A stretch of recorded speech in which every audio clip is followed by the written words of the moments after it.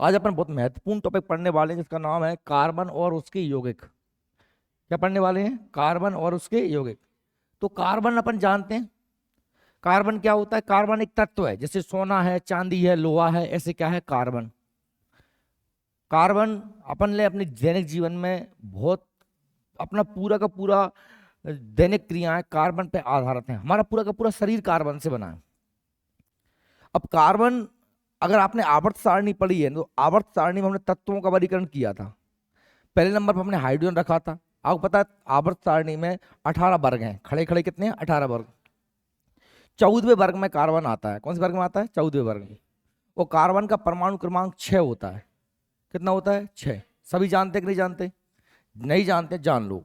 आवर्त सारणी में कार्बन जो है 14वें वर्ग में आता है, उसका परमाणु क्रमांक 6 होता है। मतलब उसमें प्रोटॉन की संख्या भी 6 है और इलेक्ट्रॉन की संख्या भी 6 है।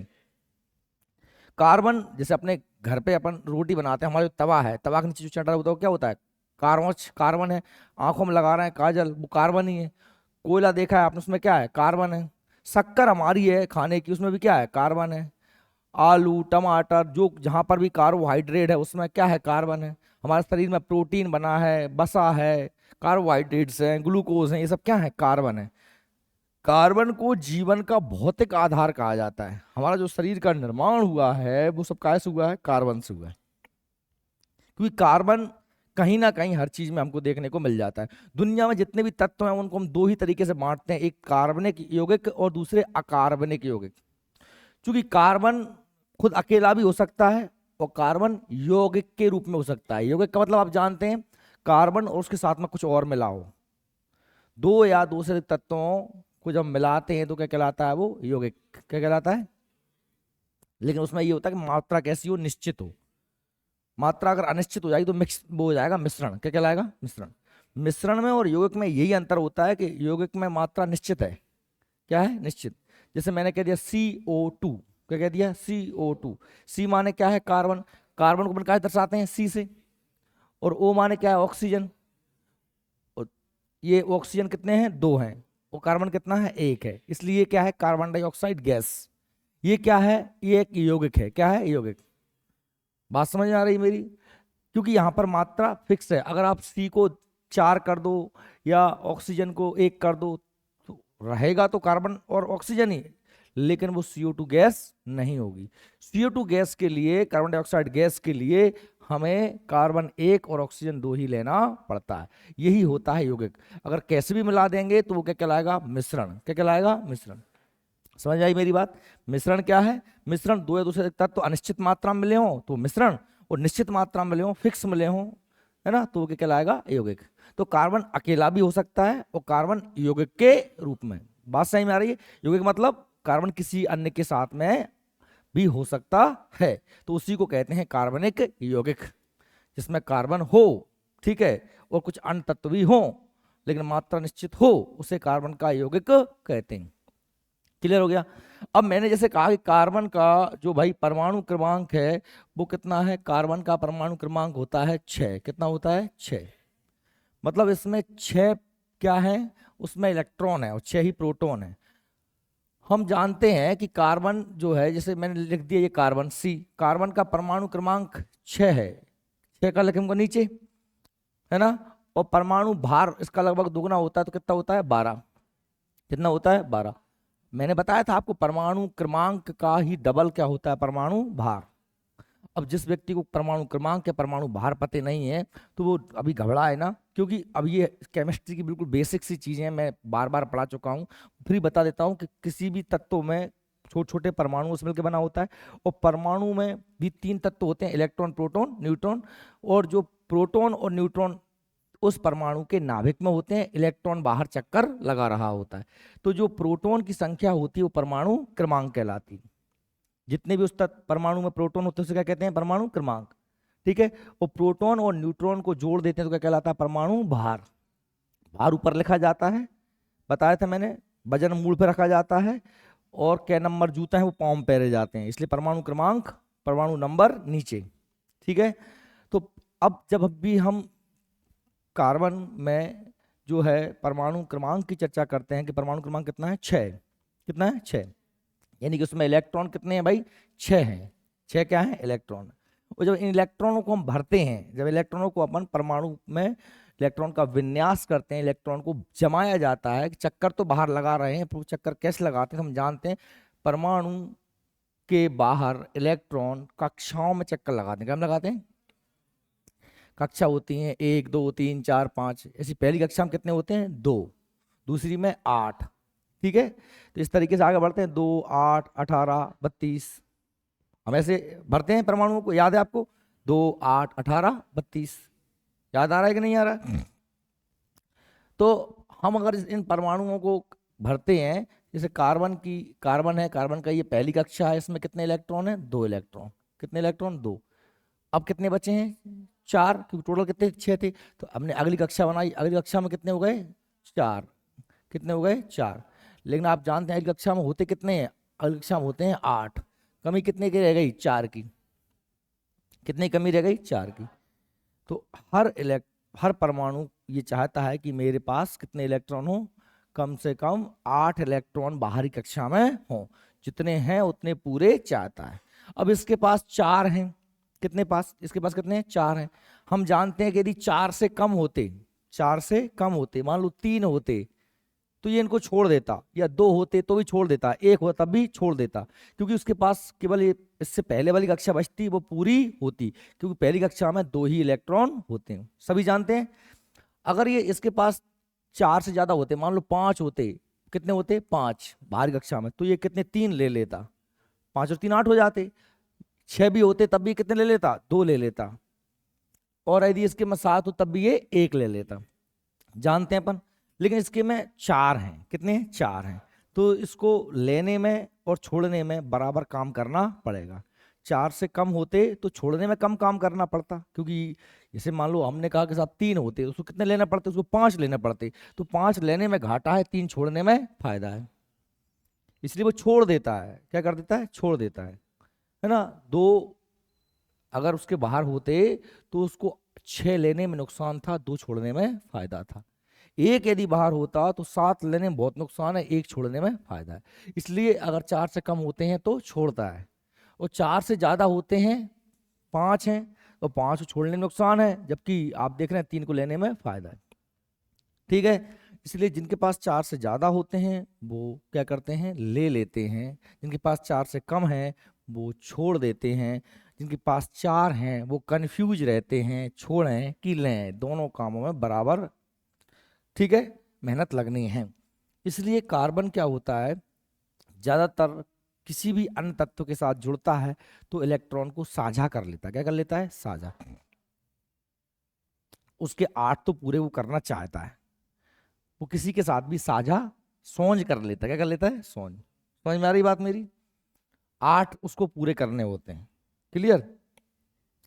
अगर ये बात आपको समझ में आ गई कि बाहर 4 हैं तो उसको करना तो 8 ही है, अब 8 करना है तो अब वो किसी को ले दे सकता नहीं ज्यादातर, क्योंकि वो क्या करेगा, लेगा तब भी उसको 4 लेने हैं, छोड़ेगा तब भी 4 छोड़ेगा, तो इसलिए वो ना लेता है ना ज्यादातर छोड़ता है। वो क्या कर लेता है, साझा किसी से साथ सोच कर लेता है और अपने 8 पूरे कर लेता है। 8 तो पूरे करने ही करने होते हैं, और इसी प्रक्रिया से फिर वो किसी अन्य तत्व के साथ जुड़ता है, अन्य तत्व के साथ जुड़ता है। जिससे भी साझा करेगा वो कोई तत्व तो होगा ही होगा, जिससे भी साझा करेगा, मान लो हाइड्रोजन से करे या किसी सल्फर से करे, किसी से भी करे, तो वो उस तत्व के साथ जुड़ जाएगा। जुड़ जाएगा भी, समझ हो गए तो जुड़ गए अपन, तो वो बनेगा कार्बन का यौगिक। क्या बनेगा, अकेला कार्बन था, अब अकेला कार्बन तो रह नहीं सकता क्योंकि उसके पास 4 हैं, स्थायी तो है नहीं, तो क्या करेगा वो, कुछ अन्य कार्बनों से ही क्या कर लेगा, साझा करता है। तो इस प्रकार से वो स्थिर रहने का प्रयास करता है। इसलिए हमें अकेला कार्बन भी देखने को मिलता है। जैसे हीरा है, क्या है, अकेला कार्बन है। क्या है, अकेला कार्बन। ग्रेफाइट, हमारी पेंसिल की जो निब है, वो भी अकेला क्या है, कार्बन। तो ऐसी कंडीशन में क्या होता है कि वो अपने साथ अन्य कार्बनों के ही साथ साझा कर लेता है, तो रहता तो केवल कार्बन ही है। ठीक है, समझ में आ रही मेरी बात? लेकिन कार्बन जब ऑक्सीजन से क्रिया करेगा तो CO2 बनेगा, वो कार्बन का यौगिक है।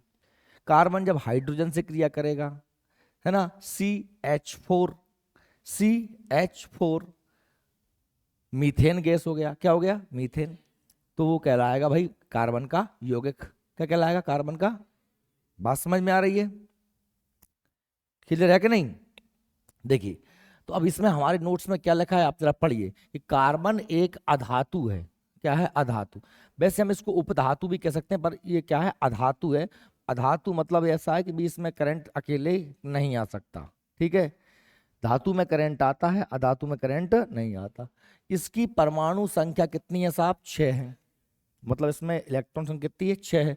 तथा इसे आधुनिक आवर्त सारणी में 14वें वर्ग में, कौन से वर्ग में रखा गया है? 14वें वर्ग में रखा गया है। कौन से वर्ग में? 14वें। इसे सी संकेत द्वारा सूचित किया जाता है। कार्बन को कैसे दिखाते हैं अपन? सी से। इसका परमाणु भार कितना होता है? 12। परमाणु क्रमांक का लगभग दुगना होता है परमाणु भार, 12 होता है। इसे हम सी, इसे 612 लिखते हैं। ठीक है। कार्बन एक अक्रिय तत्व है, ज्यादातर किसी अन्य के साथ क्रिया नहीं करता। यह मुक्त अवस्था में भी रह सकता है, मतलब अकेला। मुक्त अवस्था मतलब क्या? स्वतंत्र रूप से भी रह सकता है, और ये संयुक्त दोनों अवस्था में पाया जाता है, किसी के साथ क्रिया करके भी रह सकता है। ठीक है। अब प्रकृति में कार्बन ही ऐसा तत्व है जिसमें सबसे ज्यादा यौगिक पाए जाते हैं। सबसे ज्यादा यौगिक किसके होते हैं? कार्बन के। इसलिए हमने, यौगिक तो बहुत सारे हो सकते हैं, इसलिए हमने दुनिया में सारे यौगिकों को दो ही कैटेगरी में बांटा है, एक कार्बनिक यौगिक और एक अकार्बनिक यौगिक। ठीक है। देखिए, कार्बन अधातु तत्व है, कार्बन नॉन मेटल कहलाता है। नॉन मेटल माने अधातु। ठीक है। आप अपनी लाइफ में जितनी भी चीजें यूज करते हैं सभी में क्या है? कार्बन है। चाहे तो आप शक्कर खा रहे हैं, लकड़ी है, पेट्रोल है, कपड़े हैं, मनुष्य का शरीर है, ह्यूमन बॉडी है, इन सभी में क्या है? कार्बन है। ठीक है, समझ में आ रही बात मेरी? कार्बन का परमाणु क्रमांक 6 है। अपन जानते हैं कार्बन। देखिए, कार्बन दो रूपों में मिलता है, एक तो मुक्त अवस्था में दिख रहा है आपको, मुक्त रूप में, स्वतंत्र, और एक संयुक्त रूप में। मुक्त में अकेला कार्बन होगा और संयुक्त में कार्बन के साथ कुछ और मिला होगा। क्लियर है? कोई दिक्कत तो नहीं है? समझ आ रही कि नहीं आ रही बात? ना आए तो पूछ लेना अभी, नहीं फिर बीच में तुम। जैसे हमने कार्बन की कुछ विशेषताएं, कार्बन में कुछ विशिष्ट गुण पाए जाते हैं। कार्बन में कुछ विशिष्ट गुण पाए जाते हैं। क्या गुण पाए जाते हैं भाई? जो अन्य तत्वों में नहीं पाए जाते। कार्बन की कुछ विशेषता निम्नलिखित हैं। नंबर 1 है, कार्बन के परमाणु अपने अन्य परमाणु जुड़कर श्रृंखला बनाने की क्षमता रखते हैं। ये विशिष्ट गुण है कि कार्बन अपने ही दूसरे कार्बन से जुड़ जाता है। तो क्यों जुड़ जाता है आप जरा समझना। जैसे मैं आपको बताऊं, आप समझिए, ये कार्बन है, ये क्या भाई? कार्बन। कार्बन का परमाणु क्रमांक 6। कितना है परमाणु क्रमांक? 6। बाहरी कक्षा में इलेक्ट्रॉन कितने हैं? 4। कितने हैं? 4। ठीक है। तो मैंने कहा कि भाई ये बाहर की कक्षा में इसके कितने इलेक्ट्रॉन रख दिए मैंने? 4। 1 2 3 4। ठीक है, 4 रख दिए मैंने। अब मैंने इस तरफ भी एक कार्बन को जोड़ दिया, इस तरफ भी एक कार्बन को जोड़ दिया, इस तरफ भी एक कार्बन को जोड़ दिया, इस तरफ भी एक कार्बन को जोड़ दिया, और इस के भी कितने हैं? 4। इसके भी कितने हैं? 4। इसके भी कितने हैं? 4। और इसके भी कितने हैं? 4। ठीक है। अब ऐसे तुम इधर भी जोड़ दो, इधर भी जोड़ दो, चारों तरफ जोड़ते जोड़ते चले जाओ, कोई दिक्कत नहीं। आपको क्या करना है? 8 पूरे करना है, तभी स्थिर हो पाएगा। बिना 8 के स्थिर हो नहीं पाएगा। ये इसके पास 4 थे, किसके? ये 4 हैं। और अब आप देखिए, जब इसके पास 4 हैं, इसको चाहिए कितने? 4 चाहिए, तभी 8 होंगे। तो इसने इसको इससे ले लिया, एक इससे ले लिया, और एक इससे ले लिया, एक इससे ले लिया, और एक इससे ले लिया। तो बताओ, 4 तो इसके थे और इसके 4 और हो गए, तो इसके टोटल कितने हो गए? 8 हो गए। 8। अब आपको साहब इसके इसके कैसे होंगे? तो इससे हमने आगे और जोड़ दिए। क्या दिक्कत है? हमने कहा साहब एक कार्बन यहाँ जोड़ दिया, एक कार्बन यहाँ जोड़ दिया, एक कार्बन यहाँ जोड़ दिया, है ना। इसके भी 4 हैं, इसके भी 4 हैं, इसके भी 4 हैं, इसके भी 4 हैं, इसके भी 4 हैं, इसके भी 4 हैं, सबके 4 4 हैं। अब हमें इसके इसके पूरे करना है तो हम इसके पूरे कर लेते हैं। क्या दिक्कत है भाई? ये ले लेगा पूरा, इससे ले लिया, एक ले लिया, एक इससे ले लिया, एक इससे ले लिया, एक इससे ले लिया, एक इससे ले लिया, 4 ये थे और 4 ये हो गए कि नहीं हो गए? तो मतलब सभी के 4 हो सकते हैं ना। कार्बन खुद आपस में दूसरे कार्बन से जुड़ जाता है। ऐसा गुण केवल कार्बन में ही पाया जाता है, ठीक है, इसलिए ये कार्बन की विशेषता है। अब जो ये तत्व बनेगा ना, इसकी सभी कक्षाएं फुल हैं, कोई कक्षाएं खाली नहीं है। अब आप कहो कि साहब इसकी हैं, इसकी हैं, इसकी, अरे भाई इनमें और जोड़ दो, क्या दिक्कत है? इधर जोड़ दो, इधर जोड़ दो, कहीं भी जोड़ सकते तुम, है ना, जहां भी जोड़ सकते हैं। बस हमें याद रखना कि 4 उसके हैं, तो अगले वाले के आप लिखोगे सी तो उसके भी 4 लिखने पड़ेंगे, और फिर आपको जो है संयुक्त रूप से उनके 8 करने पड़ेंगे, ठीक है। अब ये जो तत्व कहलाएगा, ये कहलाएगा हीरा। क्या कहलाएगा? हीरा। जो ऐसे बनेगा ना, वो क्या कहलाएगा? हीरा कहलाएगा। क्या कहलाएगा? हीरा, डायमंड। बात सही में आ रही है?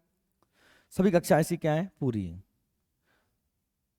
अब इस तरीके से भी जुड़ सकते हैं, हो सकता है जैसे मान लीजिए 2 ही कार्बन हैं, कार्बन कितने हैं? 2 ही हैं, और हमको कक्षाएं पूरी करनी है, तो इन सब के बीच में सिंगल सिंगल बॉन्ड बन रहे थे। क्या बन रहे थे? Single bond. अब आप देखिए, मैंने कहा कि साहब इसके पास भी 4 हैं, एक ये लिख दिया मैंने, एक ये लिख दिया मैंने, एक ये लिख दिया और एक ये लिख दिया, हो गए 4। इसके भी मैंने 4 कर दिए, एक ये लिख दिया, एक ये लिख दिया, एक ये लिख दिया, एक ये लिख दिया, 4 4 हो गए सबके, 4 4 ही इलेक्ट्रॉन। बाहरी कक्षा में 4 ही होते हैं। हमने कहा साहब इसको, इसके पूरे करने थे मुझे, तो इसके मुझे पूरे करने हैं, तो मैंने इसके पास 2 ये हैं,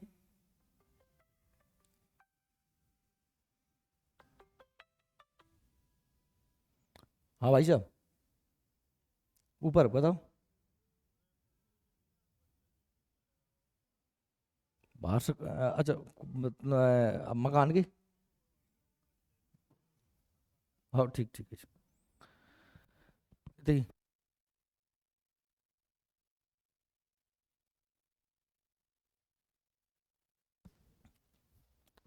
अब देखो, हमें करना तो कितने हैं? 8 करने हैं।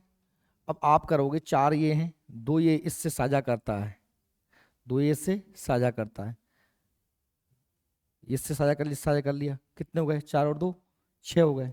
कितने हो गए? 6। अब आप इस इन दोनों के बीच कितने डबल बॉन्ड बन गए? क्या बन गए? Double bond. अब हमने कहा साहब इसके एक तरफ हमने क्या जोड़ दिया? ये हाइड्रोजन। क्या जोड़ दिया? हाइड्रोजन। एक तरफ एक क्या जोड़ दिया? हाइड्रोजन।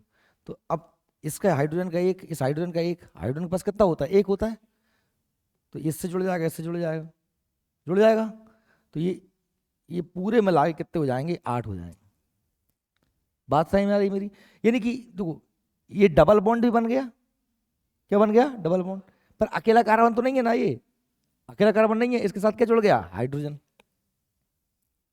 सिंगल बॉन्ड बन रहा है तो कार्बन कार्बन जुड़ रहा है, लेकिन डबल बॉन्ड बने, ट्रिपल बॉन्ड बने, डबल बॉन्ड का मतलब क्या है? 2 साझा करें। कितने साझा करें? 2।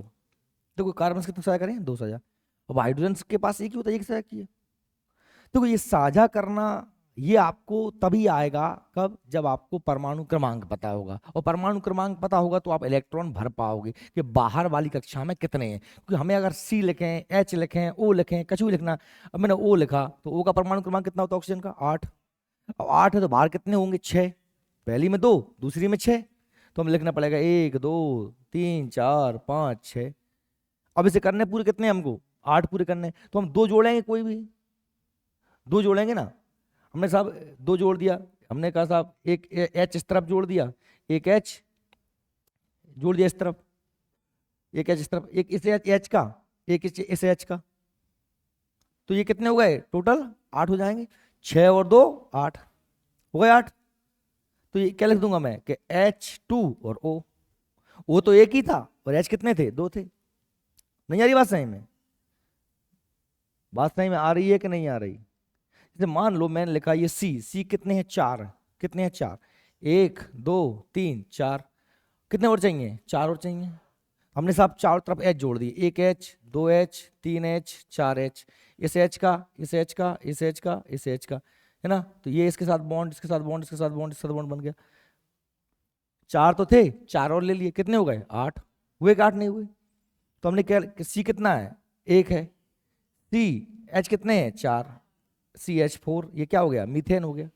क्या हो गया, बात सही में आ रही है मेरी। हर तत्व तो ऐसे ही बनता है, चाहे CO2 हो, H2 हो, मीथेन हो, इथेन। बात सही में आ रही है क्या आपको। तो ये सब क्या कहलाएंगे, कार्बन के यौगिक कहलाएंगे। क्या कहलाएंगे, कार्बन के यौगिक। क्लियर हो गया। चलिए, तो यही कह रहे थे कार्बन की कुछ विशिष्ट गुण में, कार्बन के परमाणु अपने अन्य परमाणु जुड़कर श्रृंखला बनाने की क्षमता रखता है। श्रृंखला बन रही थी, देखो आप, ये देखो कार्बन कार्बन से तो कितनी लंबी श्रृंखला बना दी हमने। ये खुली श्रृंखला है, क्या है, खुली श्रृंखला। अच्छा, खुली श्रृंखला क्यों है, क्योंकि इस तरफ भी कुछ जुड़ सकता है, इस तरफ भी, इस तरफ भी। हमने केवल एक बंद है, यहां तो यहां आपस में जुड़ गए C और C, इसका एक जुड़ गया, लेकिन ये भी खुला है ना, ये भी खुला है, ये भी खुला है। नहीं आ रही क्या बात समझ में, खुला है ना, ये किसी और H से क्रिया कर ले, H से क्रिया कर ले, कर सकता है ना। ये खुली श्रृंखला है, इसे क्या बोलते हैं, खुली श्रृंखला। जब एक ही सी लाइन से लिखते चले जाओ, तो आप देख रहे हैं ये लाइन से लिखे हुए हैं, उनके चारों तरफ कैसी श्रृंखला है, खुली श्रृंखला। समझ में आ रही है मेरी बात। ये शाखा युक्त है, शाखा का मतलब क्या, इसमें एक सी हमने इस तरफ जोड़ दिया, क्या जोड़ दिया, इस तरफ। मैंने देखो ये लाइन से थे, एक मैंने नीचे जोड़ दिया, नीचे। ये हो सकता है मैं एक इधर भी जोड़ दूं नीचे, मैं कहीं भी जोड़ सकता हूं नीचे। तो ये क्या कहलाएगी, शाखा युक्त। ये क्या निकल गई, ये शाखा निकल गई, ब्रांच निकल गई। अब ये है बंद श्रृंखला, ये है बंद श्रृंखला, क्योंकि इसमें सी इससे इस तरफ जुड़ा, इस तरफ जुड़ा, इस तरफ भी सी जोड़ दूं, इस तरफ भी सी जोड़ दूं। जब चारों तरफ सी जुड़ा जुड़ा रहेगा, तो उससे कोई और नहीं जुड़ पाएगा आके। क्या कहलाएगी, बंद श्रृंखला। क्या कहलाएगी, बंद श्रृंखला। सही में आ रही क्या मेरी बात। खुली श्रृंखला, शाखा श्रृंखला, बंद श्रृंखला, ठीक है। देखिए, इसी गुण के कारण अनेक कार्बन परमाणु परस्पर जुड़कर लंबी लंबी श्रृंखलाएं बनाते। ये श्रृंखलाएं खुली, ओपन, या बंद, क्लोज, दोनों प्रकार की हो सकती हैं। ये खुली थी और ये क्या है, बंद है। ये शाखा युक्त भी खुली कहलाती है, इसमें भी जुड़ सकते हैं ना आगे, पर इसमें कोई नहीं जुड़ सकता, इसमें केवल सी ही जुड़ेगा आगे। क्या जुड़ेगा, सी, ठीक है। अब देखिए, कार्बन हमने कहा कि दो रूप में पाया जाता है, मुक्त रूप में और स्वतंत्र रूप, और मतलब संयुक्त रूप में। मुक्त का मतलब क्या है, अकेला कार्बन। मुक्त का मतलब क्या है, मुक्त, स्वतंत्र, ठीक है, स्वतंत्र है, मुक्त है, अकेला कार्बन है। तो जैसे आपसे मैंने कहा कि मुक्त रूप में ओनली कार्बन होता है, कार्बन एलिमेंट के अलावा दूसरा एलिमेंट नहीं होता। कार्बन अकेला होता है, ओनली कार्बन होता है, दूसरे एलिमेंट नहीं होते, कुछ और नहीं होगा, हाइड्रोजन या कोई भी ऑक्सीजन, कुछ नहीं होगा, केवल क्या होगा, अकेला कार्बन होगा। तो जैसे ये हीरा, क्या है, हीरा, हीरा है, हीरा में हमने कहा केवल क्या है, कार्बन है। ग्रेफाइट, हीरा आपने देखा है चमकदार होता है, पारदर्शी होता है, रत्न होता है। ग्रेफाइट हमारी पेंसिल की निब में होता है, ग्रेफाइट में भी अकेला क्या होता है, कार्बन। फुलेरिन और ग्रेफिन ये आपने नहीं देखे होंगे, लेकिन ये भी अकेले क्या होते हैं, कार्बन होते हैं। हीरा, ग्रेफाइट, फुलेरिन, ग्रेफिन, ये सब अकेले क्या होते हैं, कार्बन होते हैं। तो ये कार्बन की कौन सी अवस्था है भाई, मुक्त अवस्था। कौन सी अवस्था है, इसका मतलब क्या है, इसका मतलब यह है कि अकेला कार्बन, क्या है, अकेला। समझ आ रही है मेरी बात, अकेला कार्बन। ये संयुक्त रूप में है, क्या है, संयुक्त रूप में। संयुक्त रूप का मतलब क्या है, कार्बन के साथ कुछ और भी है, कार्बन के साथ कुछ और भी है। समझ आ रही है। तो जैसे मैंने कहा, कार्बन दूसरे तत्वों के साथ मिलकर यौगिक का निर्माण करता है। अब आप देखो, ये लिखा है CO2, कार्बन भी और ऑक्सीजन भी। जैसे मैंने कहा साहब C6H12O6, ये काय का सूत्र है, ग्लूकोज का। ग्लूकोज खाते हैं ना, उसका सूत्र क्या होता है, C6, कार्बन 6 है, हाइड्रोजन भी है और ऑक्सीजन भी। तो ये भी क्या है, संयुक्त रूप। C8H18, C8H18। भाई ए बहन जी, ए भाई, कोचिंग 7:30 बजे से आएगी, तू 8:30 पे आ रही है, हैं? कहो कहो तो बारिश हो रही, बारह है बारिश, अबे भाई होगी तो 5 मिनट पहले, 7:30 तक पानी बरस रहा हो। तो कहां से आई है तू, कौन से गांव से, मारूफ गांव है वो, मारूफ गांव है वो, मारूफ असुनर है वो, गांव नहीं है बेटा। आज 10 साल पहले है तो मारूफ गांव, 10 साल पहले है तो मारूफ गांव, अब नहीं है गांव। जा अपनी अदालत है कि बस गांव कह रही है, मारूफ बरखेड़ी। अबे गांव बचे, गांव नहीं बचो, राती खेरो, राती खेरो गांव बचो का, राती खेरो असुनर मिल गाओ। गांव से आए मतलब 10-20 किलोमीटर से आए हो। 4 किलोमीटर में गांव कह रही। इंदौर में इतने बगल में कोचिंग कम करेंगे, 10-15 किलोमीटर जाने पड़ता कोचिंग। 15 किलोमीटर 20 किलोमीटर जाओगे तब पहुंच पाते कथों, फिर तो जाके होगे, फिर तो हम दूसरे जिले से आए ना, क्या हो गया, सब शिवपुरी जिले से आए अपने दूर। एक तो अपने जिले शहर दूसरे रहेंगे, आप क्या आप दूसरे शहर पहुंच जाओगे, दूसरे शहर। तो देखो जो पेट्रोल होता है ना, पेट्रोल पेट्रोल में कार्बन 18 होते हैं और कार्बन 8 होते हैं, हाइड्रोजन कितने होते हैं 18। हो गए। जो भी यौगिक होगा को, जो भी यौगिक होगा, देखो जैसे शक्कर है, शक्कर में कार्बन 12, हाइड्रोजन 22, ऑक्सीजन 11। ये क्या सूत्र है शक्कर का। ऐसे कोयला है, अब कोयला का सूत्र नहीं लिखा कि कोयला में तो आग लूअर भतरा सब हो सकते हैं। कोयला तो कहाँ से निकलो, जमीन से निकलो सीधो। माँ में हो सकता है, माँ में लोहा भी हो, सोना भी हो, चांदी भी हो, कभी का मिला के जो कुछ हुए, माटी भतरा सब क्या कहते हैं कोयला। ये लिखा है ड्राई आइस, शुष्क बर्फ। शुष्क बर्फ जान तो क्या होता है, इस कार्बन डाइऑक्साइड ये गैस है। क्या है, गैस। जब गैस को ठोस कर दें, इस गैस को दबा दबा के कैसे कर दें, जमा दें, गैस जम जाए तो क्या कहलाती है वो, शुष्क बर्फ। जानते हो आप सभी लोग, सीओ ठोस CO2 को शुष्क बर्फ कहते हैं। जानते हैं, ठोस CO2 को, ठोस कार्बन डाइऑक्साइड गैस को शुष्क बर्फ कहते हैं। ये भैया किसी को नहीं पता तो याद रख लेना है, ठीक है। सूखा बर्फ किसे कहते हैं, ठोस कार्बन डाइऑक्साइड गैस।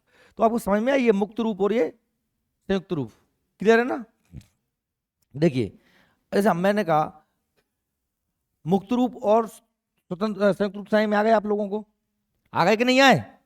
अकेला कार्बन और कार्बन किसी के साथ, इतनी सी बात। अब बात कर रहे हैं हम कार्बन के अपर रूप, काय की बात कर रहे हैं, अपर रूप। अच्छा अपर रूप क्या होता है, अपर रूप होता क्या है, एक बाप में तारी के दो मोड़ा मोड़ी, एक बाप में तारी के दो मोड़ा मोड़ी। देखो बाप में तारी एक ही है पर मोड़ा मोड़ी दो हैं। हो सकता है, अच्छा भाई दोनों मोड़ा मोड़ी देखा तो एक जैसे होंगे का, नहीं होंगे ना। एक हो सकता है लंबा हो, एक ठिगना हो, एक काला हो, एक गोरा हो, कुछ ना कुछ तो अंतर होगा। बाहर से हमको देखने में अंतर लगेगा नहीं लगेगा, लेकिन दोनों के अंदर अगर उनका खून और DNA मिलाएं तो वो तो एक ही होगा, हुआ कि नहीं हुआ, क्योंकि वो एक ही बाप में तारी से आया है। DNA जीन्स है ना, जिनसे माँ बाप के गुण बच्चों में आते हैं, ब्लड ग्रुप, वो तो सब कैसे होंगे, एक ही होंगे, लेकिन बाहर से देखने में कैसे लगेंगे, अलग अलग। तो यही गुण कहलाता है अपर रूपता। क्या, कौन सा गुण, अब एक बाप में ताई दो मामूली नहीं, ये समझाने के लिए था। जिन तत्वों के रासायनिक गुण एक जैसे हों, अंदर वाले गुण क्या कहलाते हैं, रासायनिक गुण, और भौतिक मतलब फिजिकल, बाहर से देखने पर गुण कैसे हों, अलग अलग हो, तो वो क्या कहलाते हैं, अपर रूप कहलाते हैं। और यह गुण कहलाता है अपर रूपता। क्या कहलाता है, अपर रूप। समझ में आ रही क्या मेरी बात। जैसे हीरा और ग्रेफाइट ले लो, हीरा और ग्रेफाइट ले लो। हीरा और ग्रेफाइट दोनों ही काय से बने हैं, कार्बन से। जब उनको हम रासायनिक संरचना देखेंगे तो दोनों में क्या है, कार्बन ही कार्बन। लेकिन बाहर से देखने में हीरा एकदम पारदर्शी कांच जैसा चमकीला है और ग्रेफाइट एकदम धूसर काला है। पेंसिल की जो निब होता है वो देखा कि नहीं देखा आपने, तो वो कैसा होता है, काला होता है। हीरा एकदम कठोर होता है, पेंसिल की निब एकदम मुलायम होती, टूट जाती। नहीं आ रही बात समझ में। तो दोनों के गुण कैसे हैं, बाहर से देखने में अलग अलग, लेकिन अंदर कैसे हैं, दोनों काय से बने हैं। तो हीरा ग्रेफाइट क्या है, कार्बन के अपर रूप। समझ में आएगी आपको मेरी बात, आ गई क्या, कार्बन के अपर रूप, ठीक है। अपर रूपता, ऑलोट्रॉफी, ऐसे पदार्थ जिनके रासायनिक गुण समान और भौतिक गुण कैसे होते हैं, भिन्न, अपर रूप कहलाते हैं। और इस घटनाओं का कहते हैं अपन अपर रूपता। कार्बन के दो मुख्य अपर रूप हैं, एक है हीरा, एक है ग्रेफाइट। अब देखो आप हीरा ग्रेफाइट को समझ लीजिए। जैसे ये हीरा है, हमने कहा साहब ये हीरा, ये क्या है, हीरा। अब ग्रेफाइट भी हो सकता है, एक फ्लोरीन भी है, एक और हमने पढ़ा था ये ग्रेफीन भी हो सकता है। लेकिन मुख्य रूप से हम जिनको जानते हैं वो क्या है, हीरा और ग्रेफाइट। तो अपन हीरा ग्रेफाइट की बात कर लेते हैं। देखिए अब कार्बन की अगर कक्षा की बात करूं, ये कार्बन है, तो कार्बन की कक्षा की बात करें, 2 भीतर की में होते हैं और 4 कहाँ होते हैं, बाहर की में होते हैं बाहर की में। अगर मैंने कहा कि साहब कोई अन्य तत्व जुड़ता है कार्बन से, तो एच एच एच एच जोड़ दिया, एच का एक, एच का एक, एच का एक, एच का एक, और ये 4 किसके हैं, सफेद वाले कार्बन के। तो ये सभी के कक्षाएं पूरी हो गई, है ना। ये कक्षा किसकी पूरी हो गई, कार्बन की। और ये कक्षाएं किसकी पूरी हो गई, हाइड्रोजन की। तो हाइड्रोजन को कितने चाहिए, 2 ही चाहिए होते हैं, उसकी एक ही कक्षा होती है। तो ये तत्व ये क्या है, संयुक्त रूप से कार्बन पाया जाता है। अब हम यहाँ पर एक बात कहें आपको कि हीरा की बात करी मैंने, तो हीरा कैसे होता है कि हीरा में हमने कहा साहब एक कार्बन इस तरफ, एक कार्बन इस तरफ, एक कार्बन इस तरफ, और एक कार्बन इस तरफ, और एक कार्बन इस तरफ। इस कार्बन के हमने कहा साहब इस कार्बन के 4, और इस कार्बन के 4, इस कार्बन के भी 4, इस कार्बन के भी 4, इस कार्बन के भी 4। बताओ सही में आ रही मेरी बात, कोई कक्षा खुली रहेगी क्या, कोई कक्षा खुली रहेगी क्या। हाँ, इस तरफ भी आगे जोड़ सकता हूं, इस तरफ भी, इस तरफ भी, इस तरफ भी। तो सभी कक्षाएं कैसी हैं, बंद हैं। सभी कक्षाएं क्या हैं, बंद हैं, कोई इलेक्ट्रॉन फ्री नहीं है। समझ में आ रही क्या मेरी बात। हीरा जिसकी चारों कक्षाएं दूसरे कार्बन से पूरी होती हैं, होती हैं, कोई इलेक्ट्रॉन फ्री नहीं होता। इसलिए हीरा कैसा होता है, कठोर। जब सारे आपस में चिपके हैं तो कठोर हो गया। और इसीलिए हीरे में करंट नहीं आता, क्योंकि करंट आने के लिए जरूरी है इलेक्ट्रॉन का फ्री होना। क्या होना, करंट होता क्या है, आवेश क्या होता है, चार्ज किसे कहते हैं, इलेक्ट्रॉन की संख्या।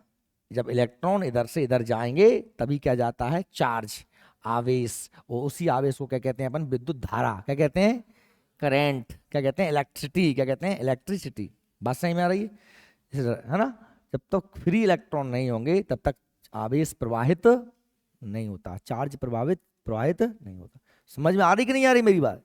इसलिए करंट, हीरा विद्युत का कुचालक होता है, हीरे में करंट नहीं आता। आ रही मेरी बात सही में। इसीलिए हीरा कठोर होता है। इसीलिए हीरा कैसा होता है, कठोर होता है, उसके चारों श्रृंखलाएं, चारों उसके जो है कक्षाएं पूर्ण हैं।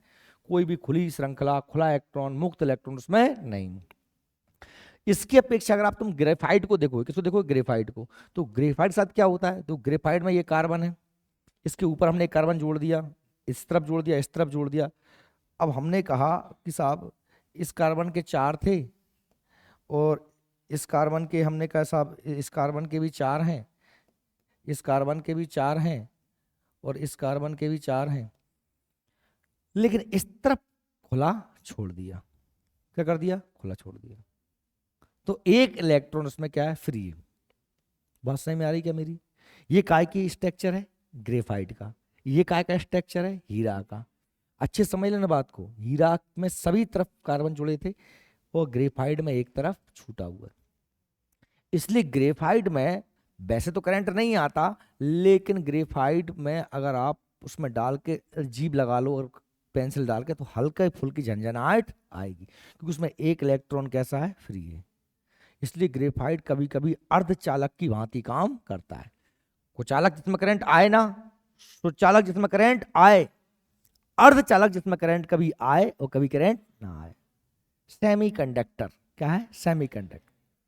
समझ में आ रही क्या मेरी बात। अर्धचालक इसमें कभी कभी करंट आ सकता है, कभी कभी करंट नहीं आ सकता।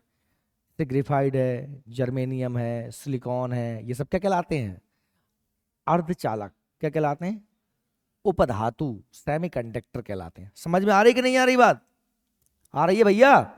अरे केस जाइयो नहीं, तुम में से आधे से ज्यादा तो हरामखोर उंगली आते बैठे रहते हैं। मैं बार बार पूछूंगा आ रही कि नहीं आ रही, अरे नहीं आ रही तो क्या,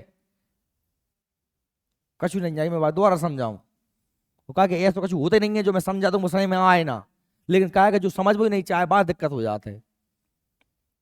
हाँ, जो चीज मोए समझ में ना आए भाई भला तुम्हें समझ में ना आए, इतना तो हो सकता है। जो मोए समझ में आ गई और बाय मैं समझा रहा हूं तो पर समझ में आनी चाहिए। क्या मैं बात 4 4 6 बेर कह देता हूँ यार। तो हीरा ग्रेफाइट मंत्र सही में आ गो, पूरी कक्षा भरी है जाकी, जाई कक्षा 1 खाली है, इतनी सी बात है। अब हीरा की हम बात करें, हीरा के प्रमुख गुण की बात करें, तो हीरा आप सब लोगों ने देखा होगा, हीरा यह ताप और विद्युत का कुचालक है। मतलब ये तापमान को भी आगे की ओर नहीं बढ़ाता और करंट को भी आगे की ओर नहीं बढ़ाता। ऊष्मा का, ताप का, टेम्परेचर का और करंट, इलेक्ट्रिसिटी का कुछ अलग है, हीरे में करंट भी नहीं आता। यह विश्व का सबसे कठोर पदार्थ है। आप जानते हैं सबसे कठोर पदार्थ क्या होता है? हीरा। हीरे से जहां कठोर कुछ नहीं होता। यह किसी भी द्रव में नहीं घुलता। हीरे को आप कहीं भी घोल के पानी में डाल दो, हीरा घुल जाए। किसी भी द्रव में हीरा नहीं घुलता, अघुलनशील है। इस पर अम्ल और क्षार आदि का कोई प्रभाव नहीं पड़ता, इसलिए तो हीरा महंगा है। किसी से क्रिया नहीं करेगा, किसी में घुलेगा नहीं, अम्ल क्षार का कोई प्रभाव नहीं पड़ेगा। आप मुझे बताओ, कभी सोचा है आप लोगों ने कि सोना इतना महंगा है, पीतल इतना सस्ता है, क्यों? लोहा इतना सस्ता है, चांदी इतना महंगा है। तो ये धातुओं के महंगे या सस्ते होने का कारण क्या होता है? कभी विचार किया? अगर विचार नहीं किया तो केमिस्ट्री पढ़ रहे हो, अभी विचार कर लो, समझ में आ जाएगा, फिर कभी नहीं आ पाएगा। केमिस्ट्री पढ़ रहे हो उसका मतलब देखो, सोना जो है या चांदी जो है, आपने देखा कभी सोने में जंग लगी हो?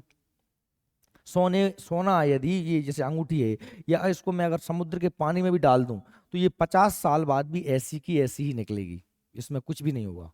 एक बार इंडिया से जब इंग्लैंड वाले भाग रहे थे, देश हमारा आज़ाद हो रहा था, तो एक बहुत बड़ा पानी, बहुत बड़े जहाज में सोना भर के वो यहाँ से लास्ट में भागते भूत की लंगोटी बहुत है, जो कुछ भी मिला सब ले जा रहे थे।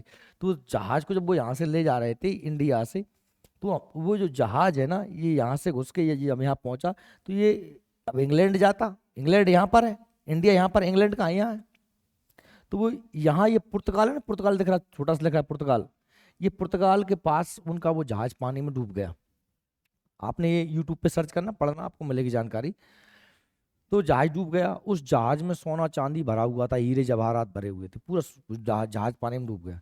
अब वो अभी 7-8 साल पहले वो जहाज पुर्तगाल के जो नाविक थे, गोताखोर थे, उनको मिल गया। और जैसे ही मिला तो खबर पूरे में फैली कि जहाज मिल गया। जहाज में तो ब्रिटेन के आ गए कि हमारा है, हमारा डूबा था। उन्होंने कही सब लठ देंगे, घरे खड़े जाओ। अरे हमरे जहाँ मिल गए, हमारे समुद्र मिला ना, हमारे समुद्र की संपत्ति हमारी, वो कब्जा कर गए पुर्तगाल वाले, दिए नहीं उनने। बात समझ में आ रही है? तो लेकिन अगर वो लोहा होता उसमें, तो नमक के पानी में सब सड़ गया होता, सब गल गया होता। पीतल होता, कुछ और धातु होती, तो सब खराब हो गया होता।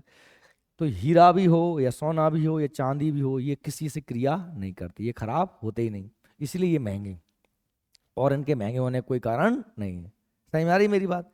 ये तो अल्प मात्रा में मिलते हैं दुनिया में, वैसे कम पाए जाते हैं, और इसलिए और दूसरों से क्रिया नहीं करते हैं, इसलिए क्या होते हैं, ये महंगे होते हैं। ठीक है, अब देखिए, इसके रवे घनाकार होते हैं। रवे मतलब कण, क्रिस्टल।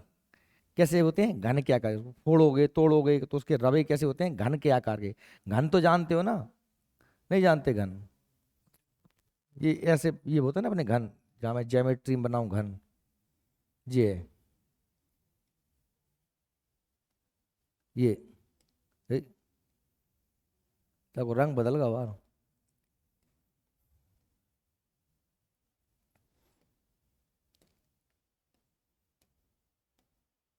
बन गया घन, ये होता है ऐसा घन। इसके जो कण होते हैं ना, वो कैसे होते हैं? घनाकार होते हैं। ठीक है,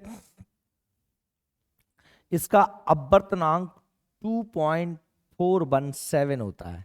अब अपवर्तनांक समझने के लिए फिजिक्स में जाना पड़ेगा। पूर्ण आंतरिक परावर्तन याद आ रहा है किसी को? जब अपवर्तन कोण का मान क्रांतिक कोण से अधिक हो जाए तो वो क्या कहलाता है? पूर्ण आंतरिक परावर्तन कहलाता है। हीरा क्यों चमकता है? पूर्ण आंतरिक परावर्तन के कारण। जब किरण एक माध्यम से दूसरे माध्यम में जाती है तो किरण मुड़ जाती। पानी में डूबी हुई छड़ देखिए, वो टेढ़ी दिखाई देती है हमको, देती है? पानी में अगर मछली तैर रही है, हमको लगता है कि बहुत ऊपर तैर रही है, लेकिन हाथ डालोगे तो वो बहुत गहराई में तैर रही है। पानी में डूबा हुआ सिक्का हमको लगता है कि ऊपर ही डला है, ऐसे ही हाथ डाल उठा लेंगे पर शर्ट भींज जाएगी क्योंकि बहुत नीचे था। क्योंकि वो काय की वजह से होता है? अपवर्तन की वजह से। किरण एक माध्यम दूसरे माध्यम में जाएगी तो अपने अभिलंब से या दूर हटेगी या पास आएगी, विचलित हो जाती है। इस विचलन को क्या बोलते हैं अपन? अपवर्तन। है ना। और जो कोण बनता है उसे बोलते हैं अपवर्तन कोण। और अपवर्तनांक किसका बहुत ज्यादा होता है, किरण जिस माध्यम से गई थी उसी माध्यम वापस लौट आती। देखो आर पार हो जाती है, अगर आर पार हो रही है और मुड़ रही है तो क्या कहला रहा है, अपवर्तन। देखो आप लोग अच्छे तरीके से इस जैसे जानते हैं, जैसे मैंने कहा ये इस तरीके से किरण आई और टकरा के वापस लौट गई तो ये क्या कहलाता है, परावर्तन। क्या कहलाता है, परावर्तन। लेकिन अगर मैंने कहा ये है किरण इस तरफ से आई, ऐसी जान चाहिए थी, तो ये जो माध्यम था ये अपारदर्शी था, ये कांच है पारदर्शी, किरण आर पार हो गई। लेकिन किरण जब आर पार भले हो गई लेकिन जानी तो ऐसी चाहिए थी। लेकिन हम देखेंगे कि इसका हमने एक अभिलंब डाल दिया और हम देखेंगे कि किरण क्या है कि जो ऐसी जानी चाहिए थी वो या तो थोड़ी इस तरफ झुक गई या फिर हमने कहा थोड़ी इस तरफ झुक गई। बात सही में आ रही है। ये जो माध्यम है ये किरण यहां से इस तरफ घुसी तो जानी तो सीधी चाहिए थी, पर थोड़ी इस तरफ मुड़ जाती है या फिर ऊपर झुक चली जाती है। इस घटना को कहते हैं अपन क्या, अपवर्तन। क्या कहते हैं, अपवर्तन। बात सही में आई। अगर ये किरण इस माध्यम से ही आई थी और टकरा के वापस जो है हमने कहा इसी माध्यम में लौट जाए और ये माध्यम पारदर्शी ही हो, माध्यम पारदर्शी हो, मतलब ये है कि ये वाला माध्यम बहुत ही ज्यादा सघन था। कैसा था, सघन। इतना सघन था कि किरण जिस माध्यम से आई थी उसी माध्यम वापस लौट गई। इसे कहते हैं पूर्ण आंतरिक परावर्तन। क्या बोलते हैं, पूर्ण आंतरिक परावर्तन। पूर्ण आंतरिक परावर्तन। समझ में आ गई मेरे। हीरा क्यों चमकता है, पूर्ण आंतरिक परावर्तन के कारण, क्योंकि इसका अपवर्तनांक बहुत ज्यादा होता है। इसका अपवर्तनांक कितना होता है, हमने कहा 2.417। ये इसका क्या है भाई, अपवर्तनांक। समझ गया मेरी बात। अपवर्तनांक बहुत ज्यादा होता है, अतः पूर्ण परावर्तन के कारण यह बहुत चमकता है। पूर्ण आंतरिक परावर्तन के कारण हीरा चमकता है। किरण जिस माध्यम से आती है उसी माध्यम वापस लौट जाती है। अगर किसी को ये चीज़ समझ में ना आई हो, क्योंकि ये बहुत बड़ा टॉपिक है प्रकाश लाइट फिजिक्स का, और इसको मैंने लगभग 5-7 दिन में कंप्लीट करवाया था, वो पूरे वीडियो हमारे यूट्यूब पे पड़े हैं। पूर्ण आंतरिक परावर्तन को, अपवर्तन को, प्रकाश के प्रकीर्णन को, प्रकाश के व्यतिकरण को, सबको समझना है तो सब आप लोग जाके अपने यूट्यूब पे पूरे वीडियो पढ़े, आप देख सकते हैं। ठीक है। रेडियम से निकलने वाली एक्स किरणें के पड़ने पर यह रंग प्रदर्शित करता है। अगर इस पे एक्स किरणें डालें, क्या डालें, एक्स किरणें, तो ये अलग अलग रंगों को दर्शाता है।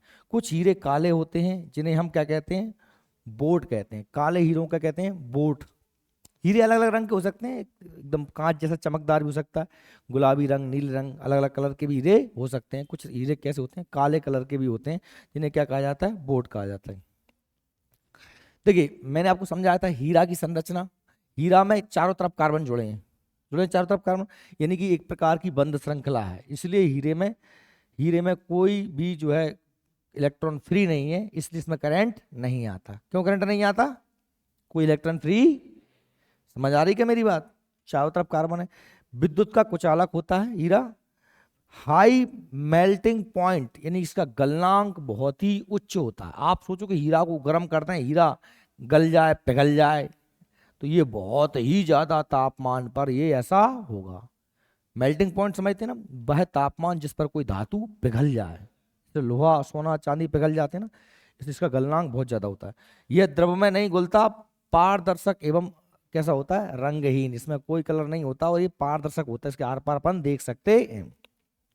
हीरो को अपन कायम नापते हैं कैरेट में, कायम नापते हैं कैरेट में। हीरो कायम नापा जाता है, सोना भी कायम नापा जाता है कैरेट में। 24 कैरेट गोल्ड आता है सबसे शुद्ध सोना, लेकिन 24 कैरेट गोल्ड के आभूषण नहीं बन सकते। 24 कैरेट गोल्ड क्योंकि बहुत ही नरम होता है सोना, है ना। मान लो नथ बना ली 24 कैरेट गोल्ड की, अब हम नीचे वो लगा था गुड़िया, मान लो ऐसे नीचे नाक करी तो वो गुड़िया टूट के टपक गई, है ना। चूड़ी बना ली ऐसी करी तो पूरी पिचक गई। इस उसमें क्या मिलाया जाता है, कुछ और धातुएं मिलाई जाती हैं उसे कठोर करने के लिए। इसलिए आभूषण जो बनते हैं 22 कैरेट के या 18 कैरेट के बनते हैं। 22 कैरेट के ज़्यादातर प्रचलित होते हैं जो भी आभूषण होते हैं। हीरा भी कैरेट में नापा जाता है और 1 कैरेट में वजन होता है 2 ग्राम। कितना होता है, 1 कैरेट में 2 ग्राम वजन होता है। क्लियर। ग्रेफाइट कैसा होता है, इसमें आप देखिए 3 तरफ तो कार्बन जुड़े हैं, पर एक तरफ की श्रृंखला कैसी होती है, खुली होती है। इसीलिए ग्रेफाइट कैसा है, नरम है, मुलायम है, और एक इलेक्ट्रॉन फ्री है, इसलिए इस हीरे में क्या आ जाता है, करंट आ जाता है। यह विद्युत का सुचालक होता है। यह काला शीशा भी कहलाता है। पेंसिल की नोक में अपन उपयोग करते हैं ग्रेफाइट का। परमाणु भट्टी में, परमाणु भट्टी आप जानते हैं, जहाँ अपन परमाणु बम वगैरह, जो परमाणु ऊर्जा बनाते हैं, परमाणु ग्रह होते हैं जहाँ पर यूरेनियम को जलाया जाता है, 1 से 3 परमाणु बनते हैं, तो वहां पर इलेक्ट्रोड बनाते हैं काय का, ग्रेफाइट का। परमाणु भट्टी में इलेक्ट्रोड के रूप में काय का प्रयोग करते हैं, ग्रेफाइट का। क्या करते हैं, ग्रेफाइट। बड़ी बड़ी मशीनें जो होती हैं, जहां हम चिकनाई के लिए ऑयल या ग्रीस का प्रयोग नहीं कर सकते। आप जानते हैं मशीनों में हम ऑयल या ग्रीस लगाते हैं, क्यों लगाते हैं, क्योंकि उनमें घर्षण कम हो। क्या कम हो, फ्रैक्शन कम हो। क्योंकि घर्षण ज़्यादा होगा तो एनर्जी वेस्ट होगी, मशीनों के कल पुर्जे नट बोल्ट खराब हो जाएंगे, तो हम क्या लगाते हैं वहाँ पर, ग्रीस, बेरिंग में ग्रीस लगाते हैं, ऑयल लगाते हैं। तो ऐसे ही जहाँ बड़ी बड़ी हैवी मशीनें होती हैं, जहाँ पर हमें शॉर्ट सर्किट के डर रहते हैं, वहाँ हम ग्रीस या ऑयल का प्रयोग ना करके ग्रेफाइट को स्नेहक के रूप में, क्या के रूप में, चिकनाई के रूप में। आप लोगों ने देखा ना कभी, जैसे अपन किसी कागज पे पेंसिल से लिखा है, उसका उस कागज पर हाथ फेरे तो कागज चिकना हो जाता है, देखा कि नहीं देखा। तो इस चिकनाई के लिए यानी स्नेहक के लिए भी बड़ी बड़ी मशीनों में ग्रेफाइट का उपयोग किया जाता है। समझ में आ रही है भैया मेरी बात। देखो ग्रेफाइट की बात करें तो ग्रेफाइट विद्युत का सुचालक होता है, ठीक है। अतः इसका उपयोग शुष्क सेलों में, शुष्क सेल मतलब जो अपने जो सेल है जिसमें डले हैं सेल, जो सेल ये डले हैं, इनमें भी क्या होता है, ग्रेफाइट, ये सेल डले हैं। बैटरियों में भी, सेलों में भी क्या का प्रयोग करते हैं, ग्रेफाइट। विद्युत अपघट क्रियाओं में इलेक्ट्रोड के रूप में होता है। इसका उपयोग पेंसिल में काला रंग बनाने में भी होता है, ब्लैक पेंट्स, काला कलर बनाने में भी। उच्च गलनांक के कारण ग्रेफाइट के क्रूसिबल कुछ धातुओं को गलाने में उपयोग किया जाता है। ग्रेफाइट चूर्ण का उपयोग मशीनों में स्नेहक के रूप में, मशीनों में चिकना करने के लिए होता है। बहुत उच्च दाब पर उत्प्रेरक की उपस्थिति में ग्रेफाइट को गर्म करने पर यह हीरे में परिवर्तित हो सकता है। क्योंकि अगर आप बहुत ज़्यादा हाई टेम्परेचर पर ग्रेफाइट को गर्म करो, उसमें कुछ उत्प्रेरक कैटलिस्ट डाल दो, उत्प्रेरक मैंने पढ़ाया नहीं आपको, उत्प्रेरक मैं पढ़ाऊंगा। अब आज हमारा टॉपिक उत्प्रेरक होना था, पर हमने कहा उसको बाद में ले लेंगे। तो उत्प्रेरक की उपस्थिति में से गर्म करेंगे तो ये काय में बदल जाता है, हीरे में बदल जाता है। तुम घर में मत सोचो नहीं घर पेंसिल गर्म कर लगो, बहुत ज्यादा हाई टेम्परेचर होगा और उसमें कुछ उत्प्रेरक डाले जाएंगे, तब वो हीरे में प्रयोगशाला में बदल सकता है। पर ये प्रक्रिया इतनी महंगी हो जाती है कि इससे जमीन से हीरा खोदना ही सस्ता पड़ जाता है। समझ में आ रही मेरी बात, नहीं फिर तो सब ग्रेफाइट से हीरे हीरा बन जाते, ये प्रक्रिया ही बहुत महंगी हो जाती है। अब ये तो हमने जो हीरे की बात करी थी, ये हीरा हुआ या ग्रेफाइट हुआ, ये जो कार्बन के स्वतंत्र रूप थे, कैसे थे, कार्बन के मुक्त रूप थे, कार्बन स्वतंत्र था। अब मैंने कहा कार्बन संयुक्त भी होता है, कार्बन संयुक्त भी होता है। अब संयुक्त में कार्बन हो सकता है किसी अन्य, संयुक्त का मतलब क्या है कि कार्बन कोई और से क्रिया कर ले, किसी और के साथ कार्बन पाया जा रहा हो। तो सबसे सरल चीज देख लें पहले, कोयला। क्योंकि कोयले में कोई रासायनिक सूत्र वगैरह याद नहीं रखना है, क्योंकि कोयला में आग, लूगर, भतरा सब मिलो होता है। कोयला कहाँ से मिलो, तो जमीन से खोद कर ले आया अपन कोयला, गैती लेके गए, कोयला खोद लाया। कोयला में अकेले कार्बन तो है नहीं है, वहां में तो हो सकता है माटी भी होए, वहां में हो सकता है पथरा भी होए, कछु हो सकता है, कछु भी है तो वो संयुक्त रूप ही, क्योंकि कार्बन अकेला तो है नहीं। समझ आ रही बात। लेकिन अगर मैं कहूँ कि मीथेन पढ़ना है या मुझे ग्लूकोज पढ़ना है, तो वहां पर फिर आपको फॉर्मूले याद करने पड़ेंगे। बात समझ में आ रही है क्या मेरी। कार्बन को हम किस रूप में पढ़ रहे हैं अब, संयुक्त रूप में। किस रूप में, हीरा ग्रेफाइट पढ़ा है मैंने कार्बन के मुक्त रूप में, स्वतंत्र रूप में। वहां पर कार्बन अकेला था, यहाँ कार्बन अकेला, यहाँ कार्बन सब कुछ ना कुछ और मिलेगा, तो बनाएगा क्या, यौगिक। क्या बनाएगा, यौगिक। तो कार्बन के यौगिक कहलाएंगे। लेकिन अभी मैं कह रहा हूं कि साहब अब ये कोयला हो गया, ये कार्बन के साथ कुछ और तो है, पर ये कार्बन का यौगिक नहीं है, ये मिश्रण है। नहीं आ रही बात, सही आ रही है। कार्बन का यौगिक नहीं है, मिश्रण है। बताओ क्यों नहीं, क्यों क्यों नहीं है, क्योंकि मात्रा इसमें किसी की निश्चित भाई कितना भी कार्बन हो सकता है वहां 250 ग्राम धूरा होए, माटी मिली होए, आधी किलो माटी मिली होए, तो ये कोई फिक्स थोड़ी ना है। लेकिन अगर मैं कहूँ methane, ethane, carbon dioxide gas, glucose, तो वहां पर पता है कार्बन 6 हैं, 4 हैं, 8 हैं, 10 हैं। पेट्रोल तो वो क्या है, कार्बन के यौगिक हैं। क्या है, कार्बन के यौगिक हो चाहे मिश्रण हो, है तो कार्बन संयुक्त रूप में ही, यौगिक हो या मिश्रण हो, है तो कार्बन संयुक्त रूप में किसी के साथ ही पाया जा रहा है। तो बात कर रहा हूं मैं कोयले की। अब कोयला सबने देखा है, कोयला मतलब वो मत समझना लकड़ी वाला कोयला कि लकड़ी जल गई वो बचा कोयला, उसे चारकोल कहते हैं, वो कोयला नहीं होता। कोयला जैसे आप कभी होटल पे गए हो, होटल में जो भट्टियां होती हैं भाट पड़ा रहता है, ट्रेन में जाते हुए देखा हुआ आपने कोयला, तो वो पत्थर जैसा काला होता है, उसे कहते हैं कोयला। वो जमीन से खुदाई में निकलता है, ठीक है। तो ये है कोयला। इस प्रकार से जो कोयला है, इस संयुक्त रूप में कोयले में carbon, hydrogen, nitrogen, sulphur, phosphorus और भी कुछ पाया जा सकता है, क्योंकि इसमें कोई निश्चित मात्रा नहीं। अलग अलग प्रकार के कोयले में कार्बन की मात्रा अलग अलग होती। अब कोई कोयला कितना अच्छा होगा, ये निर्भर करता है कि उसमें कितना ज्यादा कार्बन है, क्योंकि कार्बन तो कम ज्यादा हो सकता है। बात कर रहा हूं मैं कोयले की। वो आप जानते हैं कोयला बहुत उपयोगी है हमारे लिए। आज हमने डीजल, पेट्रोल, इलेक्ट्रिक सब कुछ कर लिया, लेकिन जब शुरुआत में इंजन बना था तो वो पहले कोयले से ही चलता था। पहला इंजन कोयले से चलने वाला इंजन ही बना था। जेम्स वाट ने बनाया था भाप का इंजन, सुना है आपने? जेम्स वाट ने क्या बनाया था? भाप का इंजन। छुक छुक छुक करके वो रेलगाड़ी चलती थी, आपने टीवीओ में देखी होगी, है ना। तो उसमें क्या होता था कि कोयले को जला करते और जला करके पानी को गर्म करते, और पानी से क्या बनता था? भाप, स्टीम बनता था, है ना। स्टीम बनता था, भाप बनता था, उस भाप के प्रेशर से क्या चलता था? इंजन चलता था। समझ में आ रही है मेरी बात? आज भी हम कोयले का सबसे ज्यादा ऊर्जा के रूप में कोयले का उपयोग करते हैं। कैसे करते हैं? भले हमारी रेलगाड़ी, ट्रैक्टर, बस, ट्रक सब काहे चल रहे हैं? डीजल से। लेकिन हमारी जो बिजली चल रही है वो सारी बिजली काहे से बन रही है? कोयले से। जब कोयले से बिजली बनाते हैं तो उसे हम बोलते हैं तापीय ऊर्जा। क्या बोलते हैं? Thermal power. अंग्रेजी में क्या कहते हैं? Thermal power. थर्मल पावर कैसे कहते हैं? जब कोयले से बिजली बनाई जाती।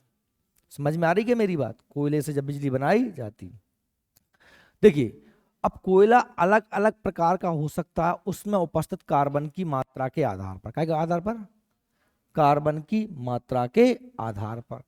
कार्बन कितना? जितना ज्यादा कार्बन उतना ज्यादा अच्छा कोयला। बात समझ में आ रही है? क्यों ऐसा? क्यों? क्योंकि कार्बन ऑक्सीजन से क्रिया करेगा और जल जाएगा। क्या बनेगी? केवल कार्बन डाइऑक्साइड गैस बनेगी। अकेला कार्बन ही है। क्या अकेला कार्बन? किससे क्रिया करी उसने? ऑक्सीजन से। ऑक्सीजन से क्रिया करना मतलब क्या? जलना। मतलब क्या? जलना। तो क्या बन जाएगा? CO2। क्या बन जाएगा? Carbon dioxide gas. कुछ बचेगा क्या? कुछ नहीं बचेगा। कुछ बचेगा क्या? अकेला कार्बन ही था, जल गया, क्या बन गया? Carbon dioxide gas. अकेली कार्बन डाइऑक्साइड गैस बनी ना। लेकिन अगर इसमें मैंने कहा कि कार्बन के साथ साथ इसमें क्या थी? इसमें कुछ और भी था, मिट्टी थी, पत्थर था या कुछ और मटेरियल था, तो उससे क्या बचेगी? राख। क्या बचेगी? बात सही में आ रही क्या मेरी? ज्यादा अपशिष्ट मटेरियल, या फिर हो सकता है इधर CO2 के साथ साथ क्या निकले? धुआं। क्या निकले? धुआं। वो धुआं काय का निकलेगा? वो उसका निकलेगा भाई, जो कुछ मटेरियल था वो साथ में जल रहा है। समझ आ रही है क्या मेरी बात? क्या कह रहा हूं? अकेला कार्बन जलेगा तो CO2 बनेगा और ऊर्जा बनेगी, लेकिन कार्बन के साथ कुछ और मटेरियल मिला होगा तो राख भी छोड़ेगा और धुआं भी छोड़ेगा, तो वो ज्यादा नुकसानदायक कोयला हो जाएगा। इसलिए उसे क्या कहेंगे? बेकार कोयला। जितना ज्यादा कार्बन उतना अच्छा कोयला, जितना कम कार्बन उतना बेकार कोयला। तो कोयला कितने प्रकार होते हैं? 4 प्रकार के। एंथ्रासाइट, बिटुमेन्स, लिग्नाइट और पीट। कितने होते हैं?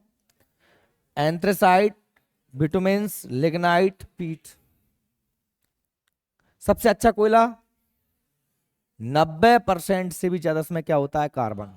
कितना कार्बन है? 90% से ज्यादा। बिटुमेन्स में 45 से 90% तक। या 45 से 60% मान लो, क्योंकि उसमें एंथ्रासाइट से कम होता है।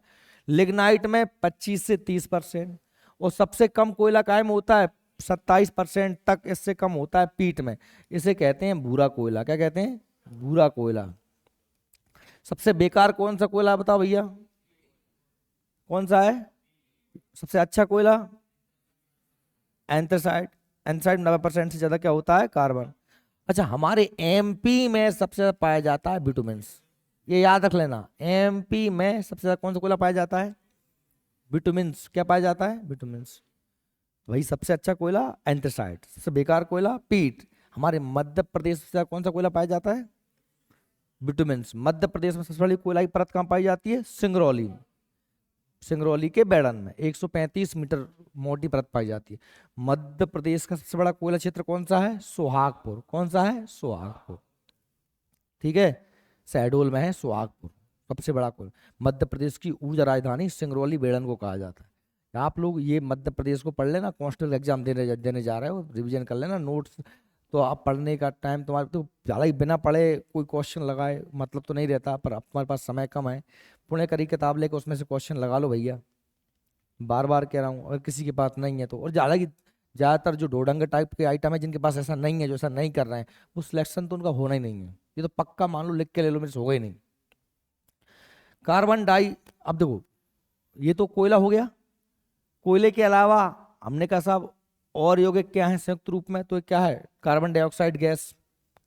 अब ये ठोस कर दोगे तो क्या कहलाया जाएगा? वो आइस, ड्राई आइस। क्या कहलाएगा? सूखा बर्फ। क्या कहलाएगा? सूखा बर्फ। ड्राई आइस का मतलब क्या है? कार्बन डाइऑक्साइड गैस को क्या कर दिया? ठोस कर दिया। अच्छा, कार्बन डाइऑक्साइड गैस भी कार्बन का संयुक्त रूप है कि नहीं? कार्बन से उसमें क्या मिला है? कार्बन के साथ उसमें क्या मिला है? Oxygen, CO2। ये क्या है? कार्बन का यौगिक ही है कि नहीं? कार्बन का यौगिक ही है ना, तो कार्बन संयुक्त रूप में ही है ना। कार्बन किसी के साथ मिला ही है ना, किसके साथ मिला है? कार्बन मिला है ऑक्सीजन के साथ। किससे मिला है? समझ में आ रही है टोपी वाले? आ रही है? घबराए मत ही, बता आ रही कि नहीं आ रही? आ रही है। तो जब इस गैस को दबा के ठोस कर देंगे तो क्या कहलाएगा? वो सूखा बर्फ। क्या कहलाएगा? यह कार्बन डाइऑक्साइड का ठोस रूप होता है, जैसे गर्म करने पर सीधे क्या बन जाएगा? गैस। क्योंकि वो गैस ही था। नहीं सोचो कि बर्फ है, बाद गर्म करोगे पहले पानी बने वो, फिर गैस, फिर भाप बने वो। क्योंकि पानी थोड़ी था, वो तो क्या था? गैस ही था। आपने दबाया, वो क्या बन गया? ठोस। गर्म करोगे सीधे क्या बन जाएगा? गैस। क्या बन जाएगा? गैस। इसका उपयोग कायम करते हैं आइसक्रीम के निर्माण में करते हैं भाई, जमाने में बहुत ठंडा होता है। अब देखो एक और तत्व है हाइड्रोजन। अच्छा, हाइड्रोजन को मैं यहाँ पर क्यों पढ़ा रहा हूँ? क्योंकि हम आगे पढ़ेंगे हाइड्रोकार्बन। क्या पढ़ेंगे? क्या पढ़ेंगे?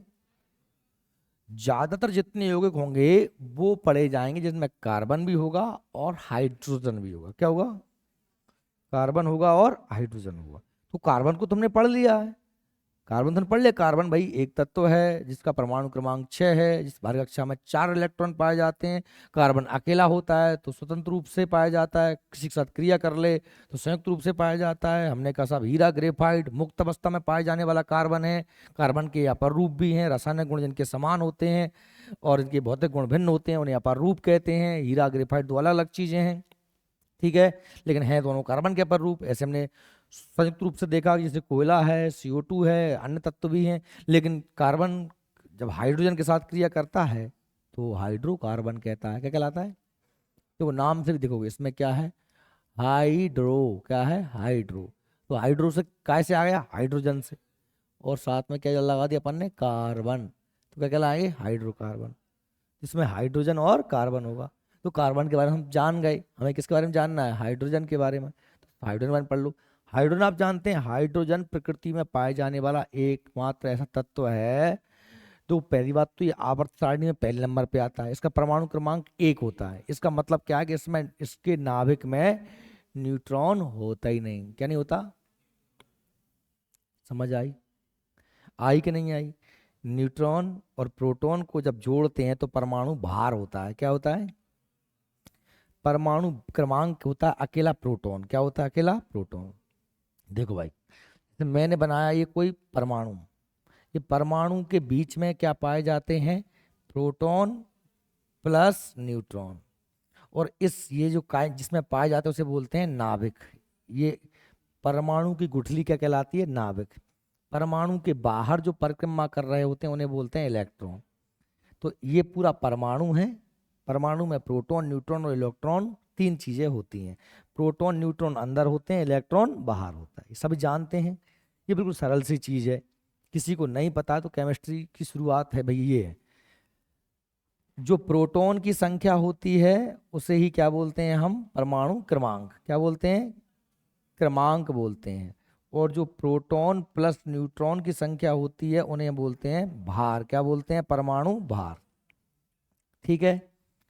अब आप मुझे बताओ, जैसे मैंने कहा कि साहब अगर इसमें एक प्रोटॉन है तो एक इलेक्ट्रॉन भी होगा, या हो सकता है 2 इलेक्ट्रॉन हो सकता है 3 इलेक्ट्रॉन हो सकता है 4 इलेक्ट्रॉन हो, कुछ भी हो सकते हैं, नहीं हो सकते। भाई मैंने कहा प्रोटॉन तो कितना, एक है, तो न्यूट्रॉन हो सकते हैं 1 2 3 4 5, कितने भी हो सकते हैं, नहीं हो सकते क्या, हो सकते हैं ना। तो हमने क्या कहा कि साहब P और N को जोड़ेंगे तो क्या हो जाएगा, परमाणु भार। लेकिन हमने कहा साहब हाइड्रोजन का परमाणु क्रमांक 1, मतलब प्रोटॉन कितना है इसमें, 1 है, और परमाणु भार भी 1। मतलब इसका क्या है कि भाई प्रोटॉन तो है पर न्यूट्रॉन नहीं, क्योंकि परमाणु क्रमांक प्रोटॉन जब 1 है तो न्यूट्रॉन 0 है, तभी तो ये 1 आएगा।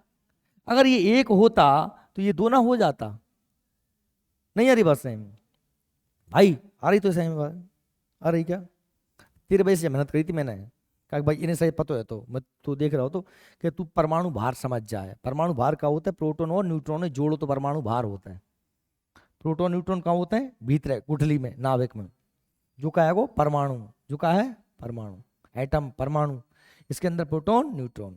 वो प्रोटॉन की संख्या 1 है, कैसे चली, कि परमाणु क्रमांक कितना है, 1 है। जो परमाणु क्रमांक होता है वो काय की संख्या होती है, प्रोटॉन संख्या होती है। तो प्रोटॉन संख्या से मालूम चल गया। अब परमाणु भार भी 1 है। अब 1 है तो मतलब भाई इसमें न्यूट्रॉन तो नहीं है, क्योंकि न्यूट्रॉन अगर होता, 1 भी होता तो परमाणु भार 1 और 1 2 हो जाता, यदि 2 होते तो 3 हो जाता। तो हाइड्रोजन एकमात्र ऐसा तत्व होता है जिसके नाभिक में क्या नहीं होता है, न्यूट्रॉन नहीं होता। क्या नहीं होता। लेकिन हाइड्रोजन के 3 समस्थानिक होते हैं। क्या होते हैं, 3 समस्थानिक। समस्थानिक का मतलब होता है कि जिनका क्रमांक एक जैसा हो पर भार अलग अलग हो, भार अलग अलग हो, क्रमांक एक जैसा हो। मतलब प्रोटॉन की संख्या तो समान हो पर उसमें न्यूट्रॉन की संख्या बदल जाए, परमाणु भार बदल जाएगा। जब न्यूट्रॉन संख्या बदल जाएगी तो परमाणु भार बदल जाएगा। देखिए हाइड्रोजन आवर्त सारणी में पहला तत्व क्या होता है, हाइड्रोजन। नंबर 1 पे क्या आता है, हाइड्रोजन। क्योंकि आवर्त सारणी में हम परमाणु क्रमांक के आधार पर ही तत्वों को जमाते हैं। 1 हाइड्रोजन, 2 हीलियम, ऐसे जमाते नहीं जमाते। 1 मिनट आ रहा हूं, बैठ लो, 1 मिनट बैठ लो, आ रहा हूं, बैठो बैठो। प्रकृति में गैसीय अवस्था में पाया जाता है हाइड्रोजन, किस फॉर्म में पाया जाता है, गैस के रूप में। किस रूप में पाया जाता है हाइड्रोजन,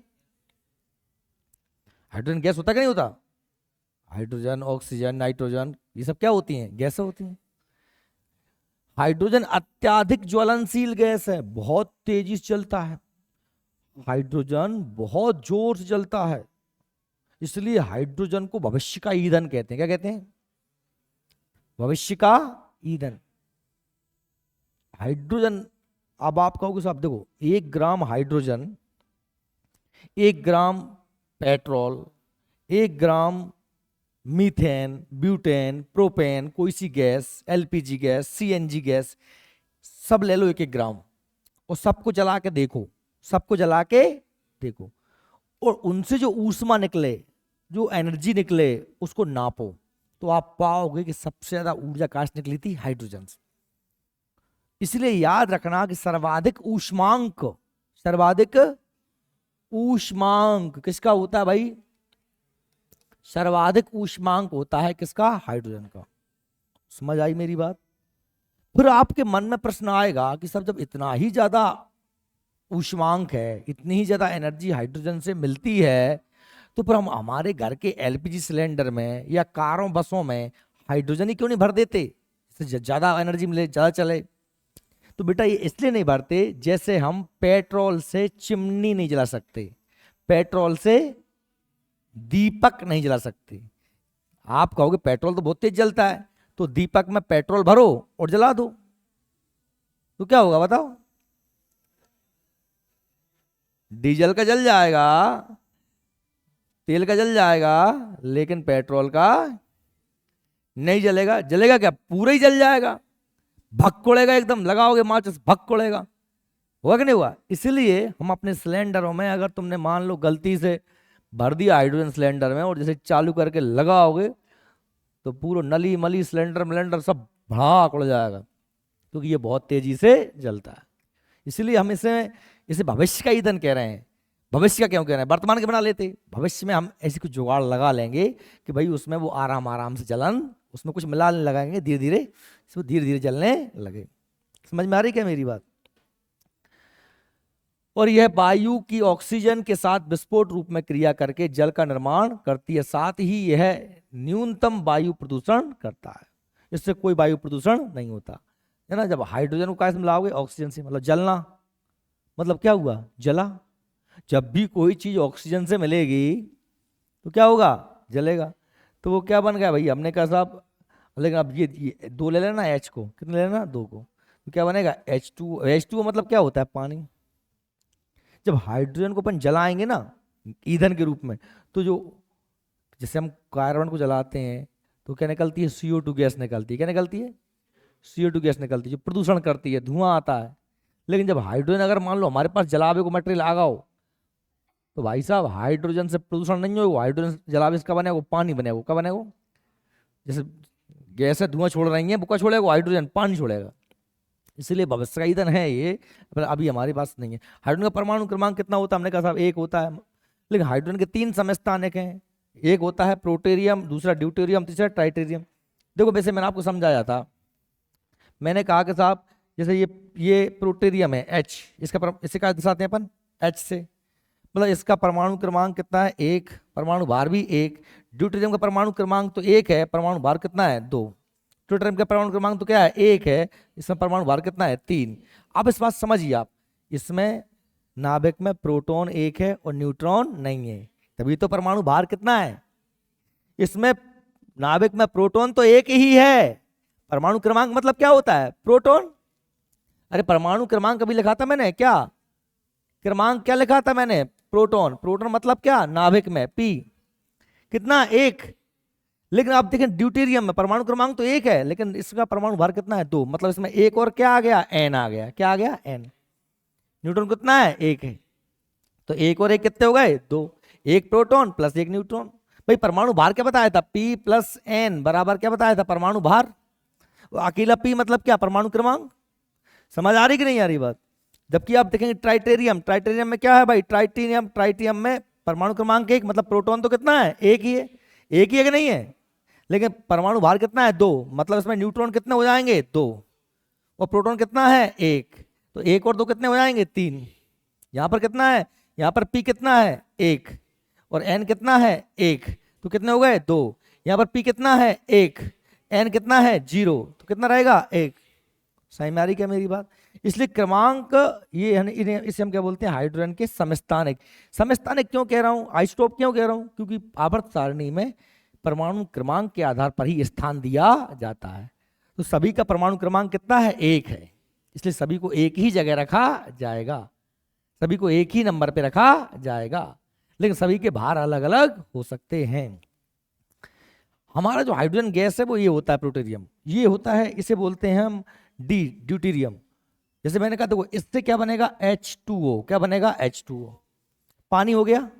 लेकिन अगर इसकी जगह ये ले लूं, इसकी जगह ये लूं, तो ये क्या बन जाएगा? D2O। क्या बन जाएगा? ये हो जाता है भारी जल। क्या हो जाता है? भारी जल। नाभिकीय भट्टी में इसका प्रयोग किया जाता है मंदक के रूप में, नाभिकीय भट्टी, परमाणु भट्टी में। ड्यूटेरियम ऑक्सीजन के साथ क्रिया करके ट्राइटेरियम ऑक्साइड D2O का निर्माण करता है। इसे क्या कहते हैं? भारी जल। क्या कहते हैं? बताया पहले मैंने, भारी जल D2O। इसका आणविक भार 20 ग्राम मोल होता है और यह रंगहीन, गंधहीन, स्वादहीन होता है। इसकी खोज 1932 में यूरे और वासवर ने की थी। किसकी खोज? D2O की। किसकी? D2O की। किसकी? भारी जल की। किसकी? भारी जल की, है ना। भारी जल का उपयोग काय में करते हैं अपन? मंदक के रूप में। काय में? नाभिकीय भट्टी में, परमाणु भट्टी में, मंदक के रूप में, या परमाणु से क्या बनाते हैं? एनर्जी बनाते हैं, है ना। जैसे हमें बताए थे परमाणु भट्टी में इलेक्ट्रोड की काय का उपयोग करते हैं? ग्रेफाइट का। अभी मैं आपको परमाणु भट्टी पढ़ा दूंगा, टेंशन मत लो, लेकिन अभी बताया था ग्रेफाइट का परमाणु भट्टी में इलेक्ट्रोड रूप में उपयोग करते हैं। ऐसे ही मंदक के रूप में काय का उपयोग करते हैं? भारी जल का। काय का प्रयोग करते हैं? काय का प्रयोग करते हैं? काय का प्रयोग करते हैं? पीछे कौन? यहाँ सीधी बैठी, बीच बीच में बैठी, बीच में, लास्ट में, बीच में। काय का प्रयोग करते हैं? मंदक के रूप में काय का प्रयोग करते हैं? सीधी सामने। हाँ तू खड़ी हो जा, खड़ी हो जा, खड़ी हो जा। मंदक के रूप में काय का प्रयोग करते हैं परमाणु भट्टी में?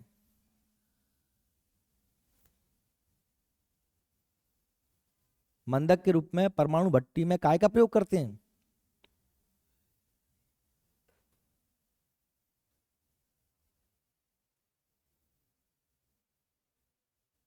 अब बताओ, पढ़ाऊं कि ना पढ़ाऊं? तुम बताओ यार, मुझे ये बताओ। इसीलिए मैं कहता हूं, इसीलिए मैं कहता हूं कि भाई, मतलब कितनी बार बोला मैंने? 4-5 बार बोला कि नहीं बोला?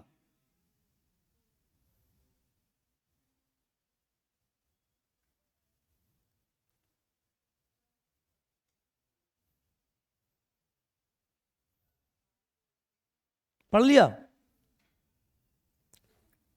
कि बगल से सुन लिया? कहां चली गई थी भाई? कहां है थी? यहीं थी? कहीं महताईगंज यहीं थी?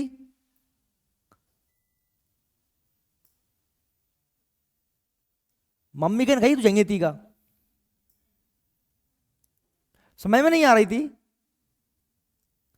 समझ में नहीं आ रही का? कहाँ आ रही है? सो कहाँ रही है फिर भाई? कहाँ है वो तेरो? सलोनी? सलोनी है वो जो जस का कहते हैं? जस का कहते? जस है बोला, क्या कहते हैं? जस है? हाथ नहीं के जस, जस थप्पड़ कहते हैं। क्या कहते हैं? हाथ नहीं, थप्पड़ है। तो जब मैं कहूंगा नहीं आएंगी 5, वो जब गाल नंगो ना तो क्या उछलेंगी? 10 उछलेंगी सीधी। 10 क्या उछलेंगी कि जब जोर से पड़ेगा ना तो वाइब्रेशन हो जाएगा वो। एक जा बगल, फिर तुरंत जाएगी बगल, तो 10 हो जाएंगी। बुरे मुंह की, मूड के बार गाड़ दे रोड पे। कितना बुरा मुंह कर रही है, मन ही मन में गाड़ दे रही होगी मुंह में।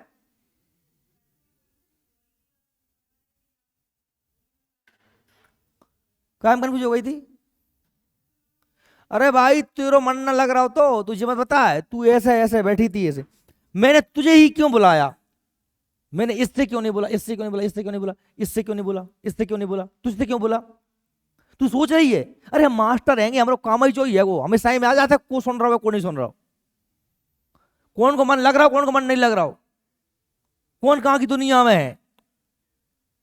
जहां तुम बैठे हो ना, तुम जो सोच रहे हो कि मैं बाहर से तो बैठू देख रहा हूं, सारे का पता हो अंदर का सोच रहा हूं। अरे हम, मैं अंतर्यामी हूं, मैं बागेश्वर बारो वो हूं महाराज। अरे भले ना कहूं मैं पता बहुत देर तो इग्नोर कर देता हूँ, चलो ठीक है आराम को रहेंगे, नहीं मान रहा यार, क्या कर सकते हैं बताओ, क्या करें। नीतीश सर आ गए का? फिर कहते नहीं जा, फोन लगे नीचे से, कहा नहीं यहाँ भैया कि 9 बज गए यार।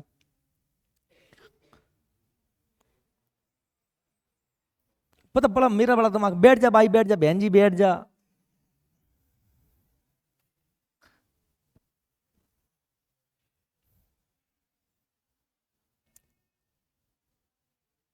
देखो D2O को मतलब जो होता है बेटा, D2O से कहते हैं भारी जल, काज कहते हैं D2O, बताया था मैंने अभी, तो देख ये प्रोटेरियम, ये ड्यूटेरियम। जब हाइड्रोजन में एक प्रोटॉन और एक न्यूट्रॉन होता है तो उसका परमाणु भार कितना हो जाता है? 2 हो जाता है। कितना हो जाता है? 2। और जब हम पानी में H लेते हैं, H2O माना पानी होता है, जब H2O की जगह ये ले लेते हैं ड्यूटेरियम ले लेते हैं तो क्या कहलाता है वो, D2O। क्या कहलाता है, D2O। उसे कहते हैं भारी जल। और भारी जल का प्रयोग मंदक के रूप में परमाणु भट्टी में करते हैं। देखो मेरी बात सुनना, परमाणु भट्टी जो है ना, आपने परमाणु बम का नाम सुना है? सुना परमाणु बम का नाम? सुना है नहीं सुना? हिरोशिमा नागासाकी पे गिरा था, उसमें कुछ कुछ ना कुछ तो हम क्या करते हैं, रिएक्शन होता होगा तो भी थोड़ा बम बम बम बनता है। तो उसमें क्या करते हैं हम, सबसे एक भारी तत्व लेते हैं, यूरेनियम। क्या लेते हैं? यूरेनियम का परमाणु क्रमांक होता है 92 और 235, 38, 35। ये सब क्या होता है, परमाणु भार। किसी भारी तत्व पर के नाभिक पर जब हम इलेक्ट्रॉन की बौछार करते हैं न्यूट्रॉन्स की, तो वो टूट जाता है 3 में। कितने टूट जाता है? 3 में। एक चेन श्रृंखला बन जाती है। इस पे मैंने जैसे ही न्यूट्रॉन की वर्षा की तो ये टूट गया कितने में? 3 में। इससे कितने तत्व बन गए? एक से 3 बन गए। कितने बन गए? 3। ठीक है। और इन 3 से भी कितने बनेंगे? 3। कितने बनेंगे? 3। आपने वो देखा, 1 से 3 बनाओगे पैसा वाले बन जाओ, करोड़पति बन जाओ, ऑडी आ जाएगी, फलाने आ जाएगा, ढकाना आ जाएगा। जानते ना वो अलग अलग कंपनी वाले आते हैं। हाँ, वो कंपनी 1 के 3 बजाओ और क्या बड़ा सोचो, है ना, 1 साल में अरबपति बन जाओ, बंगला, गाड़ी, टाई बेल्ट लगा के जाते हैं, है ना। देखा ना वो, देख। और ये प्रक्रिया लगातार चलेगी। इससे फिर कितने बनेंगे? 3। इससे फिर कितने बनेंगे? 3। और ये हो जाएगा धमाका। क्या हो जाएगा? धमाका। बहुत एनर्जी निकलेगी, बहुत आग निकलेगी। ये इसे कहते हैं परमाणु बम। क्या कहते हैं? परमाणु में ये कैसा विस्फोट हो रहा है? अनियंत्रित, कंट्रोल से बाहर। इतनी बड़ी चेन श्रृंखला बनेगी कि पूरे, बिल्कुल जमा लो, पूरे के पूरे शहर साफ हो जाओ। हर से नए 3 बनने। सही में आ रही क्या मेरी बात? लेकिन अगर अपन जब प्रक्रिया कंट्रोल कर रहे हैं, क्या कर रहे हैं? कंट्रोल, तो अपन इससे एनर्जी प्राप्त कर सकते हैं। क्या कर सकते हैं? एनर्जी, है ना। ऐसे की जुगाड़ करी जाए, ऐसे की जुगाड़ करी जाए कि ये 3 ना बने, एक एक एक, एक बनत जाए। क्या बनत जाए? एक एक। तो जा काम करो तो फर्मी ने, कौन ना करो तो फर्मी ने। तो उसने क्या बनाई? एक परमाणु भट्टी। क्या बनाई? परमाणु भट्टी। उसने एक ऐसी डोम बनाया। आप देखेंगे जितने भी आपने परमाणु ऊर्जा संयंत्र देखेंगे उसमें इस प्रकार का डोम होता है। नेट पे सर्च करोगे देखोगे आप, परमाणु भट्टी होती। बाकी अंदर बाने यूरेनियम में क्या करवाया? यूरेनियम में धमाका करवाया। लेकिन उसने क्या काम किया? उसने लगा दिया यहाँ पर एक एक ग्रेफाइट की छड़ लगा दी। क्या लगा दी? ग्रेफाइट की छड़ लगा दी, छड़। अब इससे कितने बने? 3 बने। कितने बने? 3। तो इसने क्या काम किया? 2 को इसने सोख लिया, 2 को इसने सोख लिया। कितना बचा? 1। 1 से फिर कितने बने भाई? इस भट्टी से बाहर निकालना अपन को। 1 से कितने बचे? 1 से कितने बने? फिर 3 बने। तो फिर 2 को इसने सोख लिया। कितना बचा भाई? 1 बचा। फिर 1 से कितने बनेंगे? 3। तो इसने फिर 2 को सोख लिया। कितना बचा? 1। फिर 1 से कितने बने? 3। तो फिर इसने 2 को सोख लिया। कितना बचा? 1। तो आप देख रहे हैं एक एक की श्रृंखला बन रही। तो हमने क्या किया? ये छड़ काय की है? ग्रेफाइट की या फिर कैडमियम की? काय की? कैडमियम, या फिर हो सकता है क्या? ग्रेफाइट। ठीक है। ये डोम क्यों लगाया हमने? क्योंकि ये रिएक्शन बाहर ना जा पाए। नहीं, बाहर पूरे में रिएक्शन फैल जाएगा, पूरे केमिकल फैल जाएगा, समस्या हो जाएगी। लेकिन आप मुझे बताओ, ये छड़ है जो अपने हिसाब से सोख रही है ना चीजें, नहीं, लेकिन अगर ये जल्दी जल्दी बनेंगी तो जो सोख ही ना पाएगी। मान लो जाने अगर जा में से 2 जहाँ 3 बने थे, जाने एक ही सोख पाओ तो फिर तो 2 बच गए, फिर 2 से फिर 6 हो जाएंगे, तो बड्डी ज्यादा हो जाएगी।